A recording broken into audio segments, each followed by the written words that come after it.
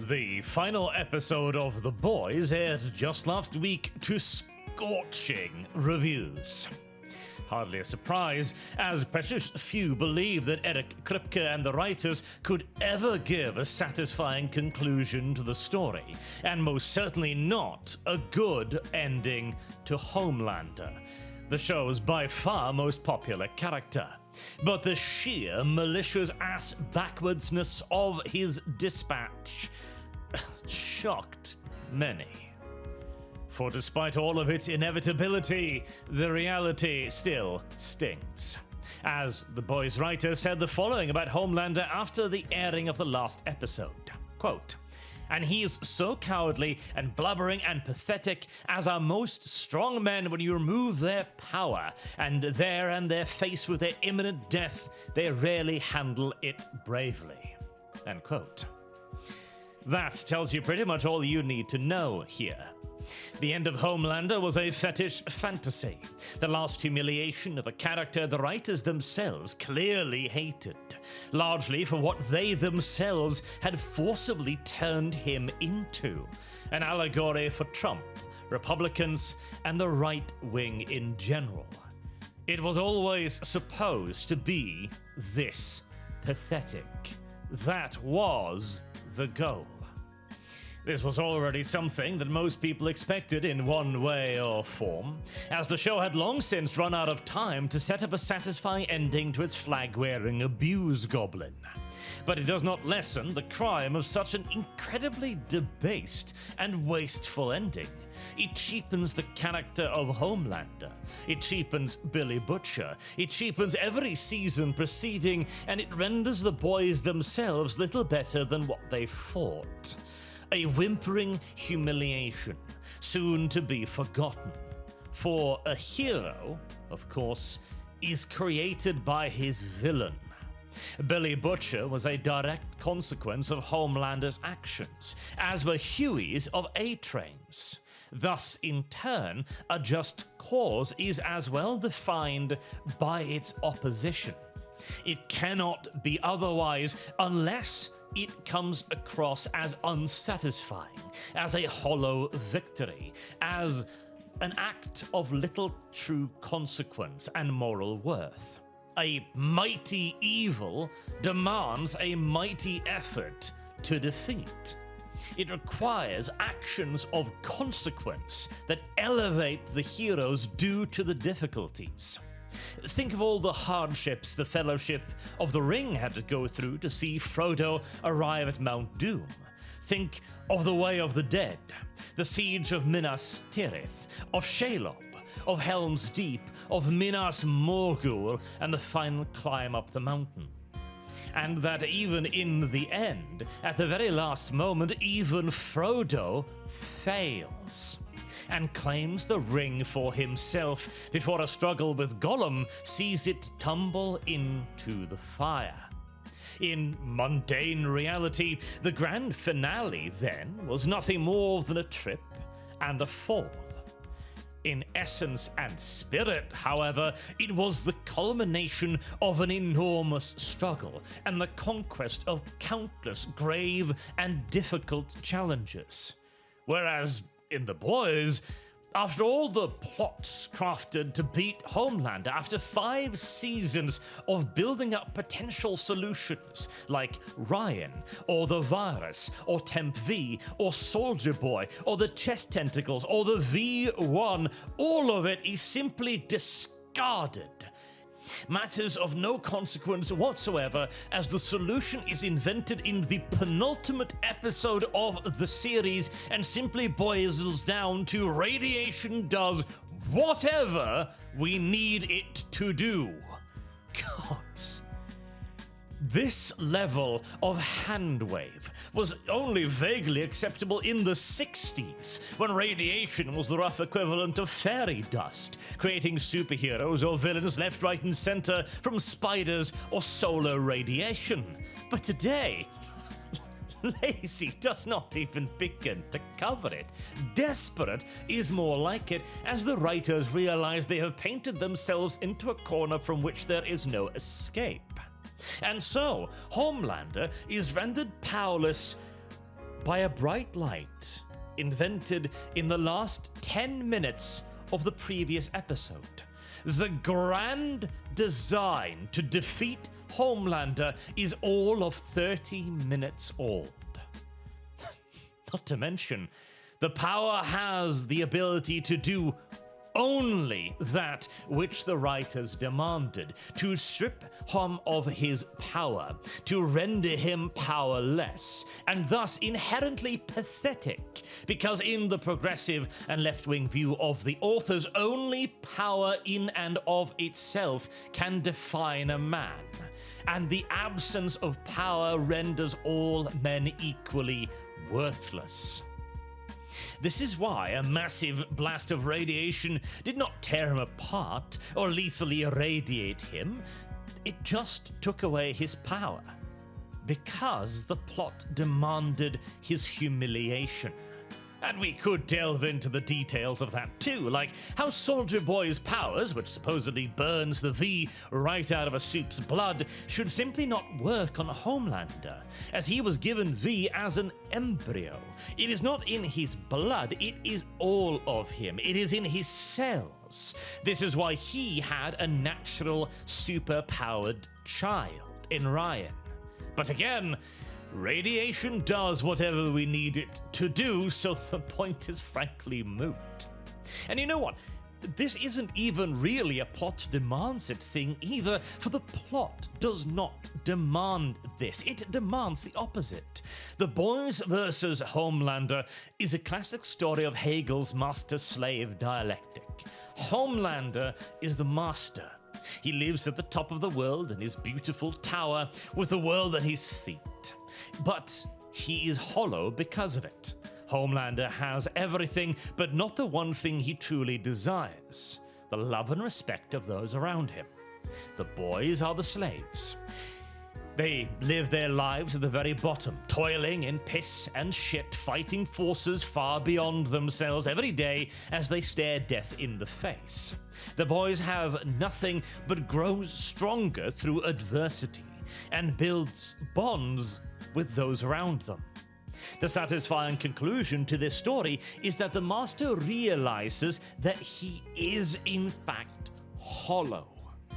We even get this in the 6th episode of the final season, where Chet has a heart-to-heart conversation with Homelander, talking to him about how even legends age out and are replaced, that they are all products for the machine. He's the only person in the show that connects with Homelander, who speaks to him on an equal footing, with respect and with a lack of fear. He shows him Homelander's role in things as the master and as the hollow. This is why that scene was universally beloved and the ending was despised. Again, the satisfying conclusion is that Homelander realizes his actions and his nature made him weak, not just physically, but mentally, and that he deserves his fate even as he rages against it, as the boys in turn realize that they have grown to be better than Homelander. And sure, that still can and may very well require the death of the villain, or villains in the case of the boys, as Billy and Huey's story and its end far more closely resembles a proper conclusion than what they did to Homelander. Though not by much.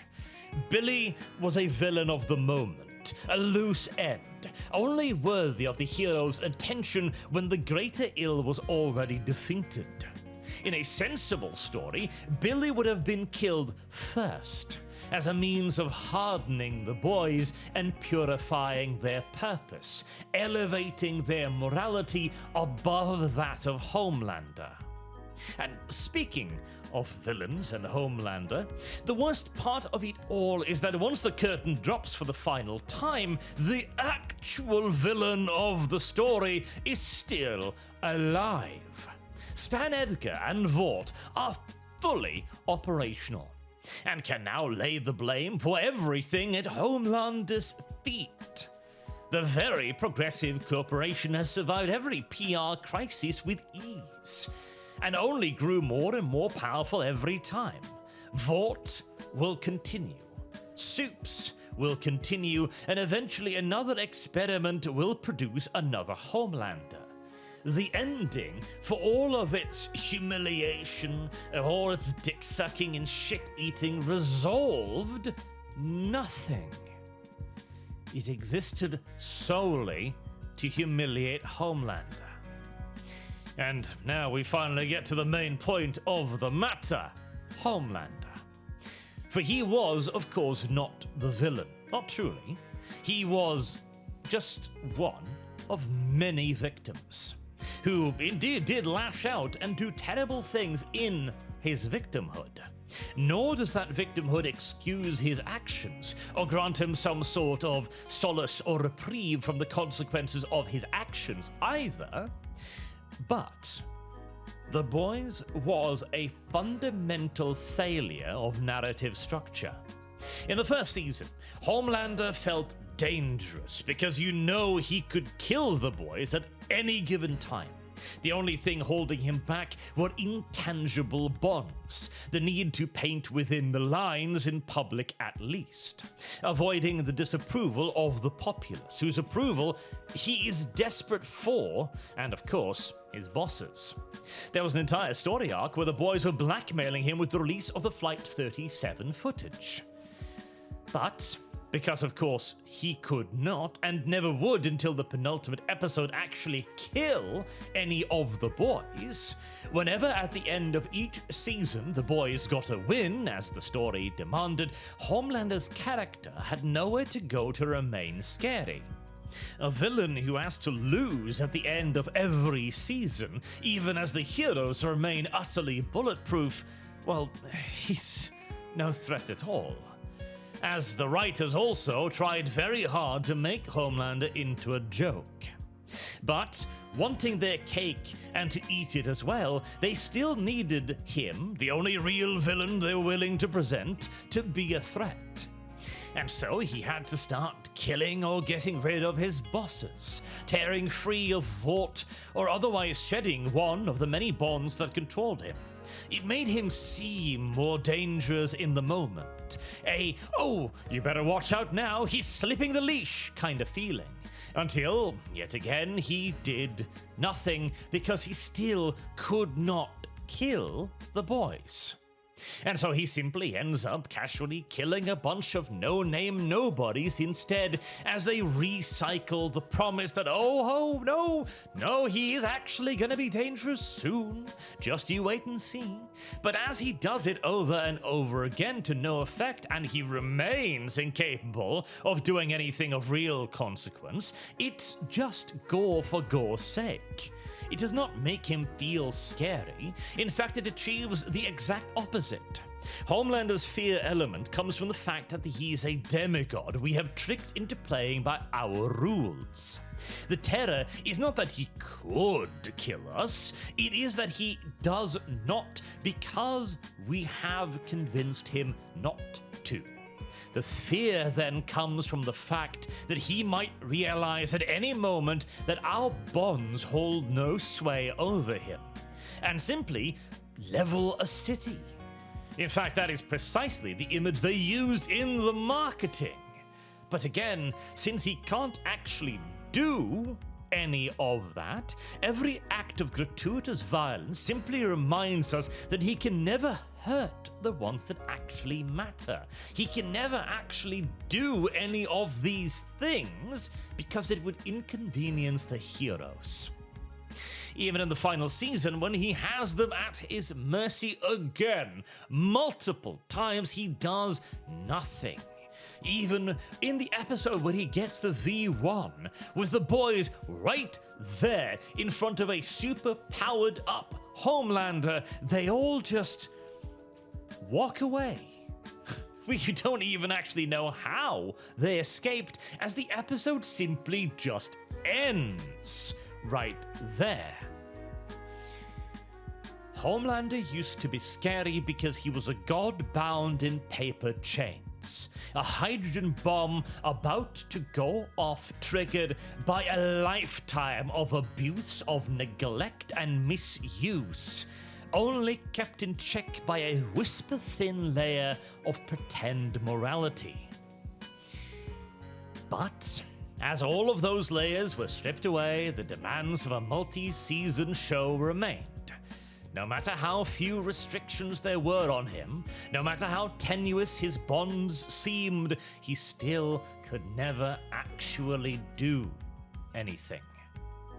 The suspension of disbelief grew thinner and Homelander more and more ridiculous, until in the final season he just simply goes insane, starting to see visions of angels and believing himself to be the son of God. He's no longer an ever-present malignant shadow, a threat poised, hanging above the boy's head. He's a joke. We're still a joke at the expense of a character not wholly deserving of it. Leaving aside the fact that he is actually simply insane at the moment. See, Homelander has often been referred to as a evil Superman trope, and that is in part true. He is at his best as a villain when he feels like an ever-present threat, held back by the tiniest of threads, as a good evil Superman should. However, Homelander is really so much more than just evil Superman. He shines when he can be a traumatized man, or a child even. Above that, a simple person who desires love, a family, friends, and all of these desires are naturally twisted by growing up in a lab. Homelander had no opportunity to learn how to socialize or fit in, even if he wanted to. And the thing is, he did want to. In the single episode of any worth in the little animated spin-off series Diabolical, we see a young Homelander first introduced to the world. He's awkward, unsure of himself, and clearly hesitant around people. He's been coached in how to speak clearly, in how to act and behave, but he doesn't really understand any of this. He has the knowledge on how to act, but he doesn't know why. And he has virtually zero practice and absolutely no defense whatsoever against a woman's wiles. Madeline exploits this immediately. Homelander is initially assigned to shadow Black Noir as a senior hero to learn the ropes.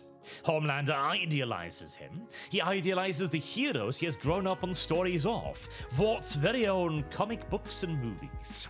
The propaganda swallowed like gospel truth by a young and impressionable boy with nothing but dreams of heroes to salve the burns and broken bones of endless tests.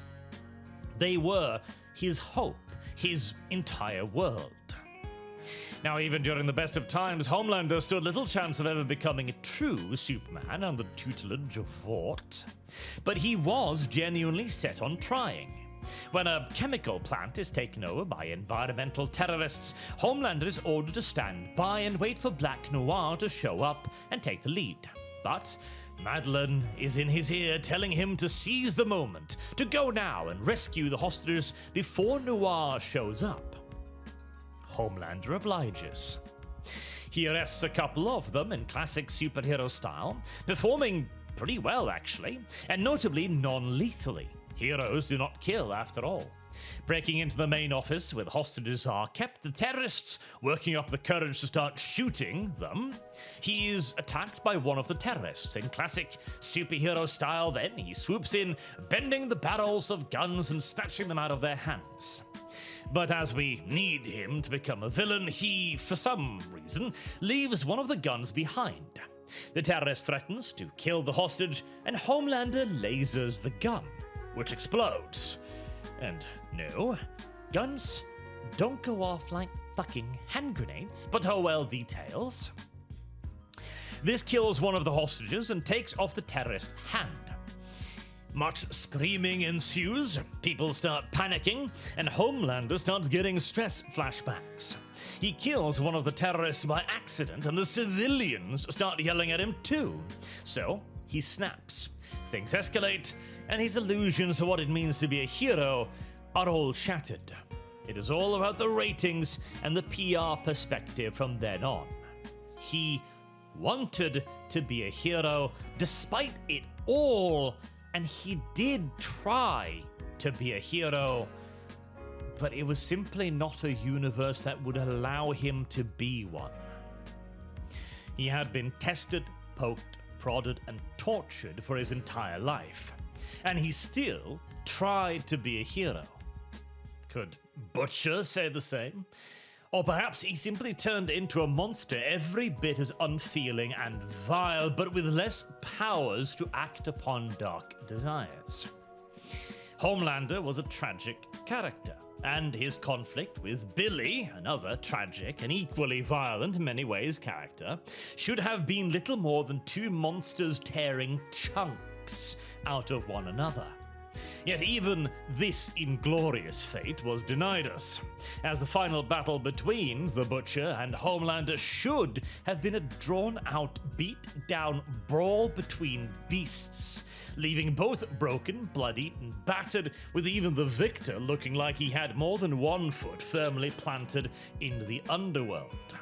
Instead, we get a brief slap fest, followed by the deployment of the magical blinking light of contrivance, and then growling, debasing of the most perverse sort, humiliation purely for the purposes of humiliation. And you might even then say, is that so wrong? Should the big bad villain not be humiliated? In some cases, yes. A sniveling weasel, a traitorous cur, a backstabbing former friend, somebody who has committed first and foremost a moral ill might deserve some debasement. Many of these and more deserve degradation before decapitation, but Homelander was never that. This was by no means the first time he'd suffered pain or setback. His entire youth was spent being systematically tortured. He was getting pounded on by temp-X'd up Huey, Butcher, and Soulja Boy at Herogasm. Hell, just a few episodes before this, he was locked in a radiation chamber where he had to punch his way out through a reinforced steel door. During the final season of Season 3, he fought a plot-boosted Maeve, who made him bleed with a punch, and then got pounded upon by yet again multiple assailants. Homelander has received plenty of beatings in his time. Nor would he, even deprived of power, be an easy victim. He fought perfectly capably in those previous scenarios against multiple opponents. And as we saw in Diabolical, he's received combat training from the time he was a child. And again, during those previous fights, he bobs and weaves and punches with skill. Now, you could argue that he might panic, that he might be reduced in potency by emotions, but every time he has been in a pinch before, every time he's been beaten upon or taken by surprise, he always responds with anger, with rage. He would spit curses. He would be throwing himself at Billy. If the writers wanted him humiliated in character, it would be the humiliation of a beaten down wretch. It wouldn't be, I'll suck your cock. It would be, you suck my cock. It's not, oh, I'll eat your shit. It's eat my shit, as he becomes beaten down and incapable of even resisting in a fight to the death. But instead, they took his powers away and he instantly surrendered, gave up, as if he became an entirely different person. And at this point as well, killing him is just good old-fashioned murder, really. As we might even then argue that, okay, if he transforms so suddenly upon losing his powers, is that even Homelander anymore? Or some other personality entirely? Hell, even without that, it would have been a much, much worse punishment for Homelander to be imprisoned. It would also have helped a fair bit in preventing the rise of Vought again, as he sure has some tales to tell about how the company worked internally. But, again, we can't have that. In the end, this fetishistic ending that diminishes the entire series is nothing more than wrapping up one more chapter of an endless story, as nothing these days is simply allowed to just bloody end. Thus, we have Vought Rising to look forward to, with the precise same degree of degeneracy, no doubt. And the precise same lack of stakes too, because we already knows who lives and who dies. And finally, if you will forgive me a little side story here, for whilst the crimes against Homelander are by far the most immediately obvious and severe, I also want to take a moment to talk about another member of the Seven, the Deep, who is, in my opinion, by far the most sympathetic villain in the show. Oh, he's an asshole. Sure, he did wrong. He killed people. Tons of people. Who in this show hasn't? And significantly worse still, Sister Sage orchestrated one of the largest crackdowns in human history and got God only knows how many thousands killed or tortured. What was her great punishment? Nothing. She was let off without so much as a sternly worded reprimand. No. The sin that the Deep was uniquely guilty of, the sin for which he could never be forgiven, his true affront, was making Starlight suck his dick. That was the unforgivable sin from which he never recovered, and which completely and utterly forbade any redemption or even just a single moment of self-worth thereafter. It truly is the ultimate evil, incomparable to any of the other members' crimes. Which, man, that is an interesting position to take, isn't it? Where that is the greatest of all evils. That is utterly and completely inexcusable. Tyranny? No, that's not a big deal. We can forgive that immediately. Abuse of power? Not a problem. Murder? No issue whatsoever. But sexual assault? Impossible to forgive. And it's not like he compares particularly unfavorably to his compatriots either. A-Train turned Huey's girlfriend into extra chunky salsa, killed his own lover by stabbing her with heroin needles, and tore a dude to pieces by dragging him along the asphalt at super speed. Sounds like a pretty bad dude to me, but he got his redemption, and deservedly too, by the way. I'm not arguing otherwise. But meanwhile, we have the Deep. His crimes are hardly any more severe, his moral compass hardly any more broken, but he committed a crime against progressive morality, one for which he could never be forgiven, leading to the dumbest death of all, worse even than Homelander. He was blamed by his fish friends, who you would think would have known him the best, for a crime he did not commit, by a person who looked nothing like him, and murdered thereafter by an octopus for a crime that the fish could have no conceivable way of knowing about. Not to mention, the Deep could swim in the Marianas Trench with water pressure equaling 8 tons per square inch, yet he was killed by a tentacle. And if we really wanted to make this more tragic still, we should consider that the Deep probably did all of this to himself. See, the Deep's powers are the most inconsistent of all the Supes. One minute, he's swimming faster than a speedboat. The other, he can't outrun an octopus at the surface. In one scene, he can take on Starlight and A-Train, only receiving a slight bruise and getting temporarily knocked out when Starlight smashes a 20-kilogram weight into his head. In another, he's afraid of shark bites.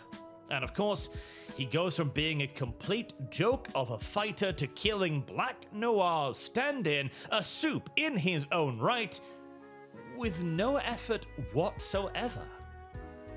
But most strange of all is his sea creature telepathy, which he developed for the first time at the age of 9 as a bunch of lobsters at a restaurant started screaming at him. And throughout the show, we have seen that he can't just communicate with them, he can have fully fledged human conversations with aquatic creatures. Now, I don't know if I need to tell you this, but fish are not as smart as people. So, what does all of this mean? It means that in all due likelihood, the Deep could never talk to animals. He could command them, probably, order them around, force them in some way to do his bidding, and receive some limited intelligence from them in turn, like when he found the camera from Flight 73, for example, but he could not speak to them, because they are not intelligent enough to speak to him. In all due likelihood, the Deep was suffering from auditory hallucinations brought on by schizophrenia.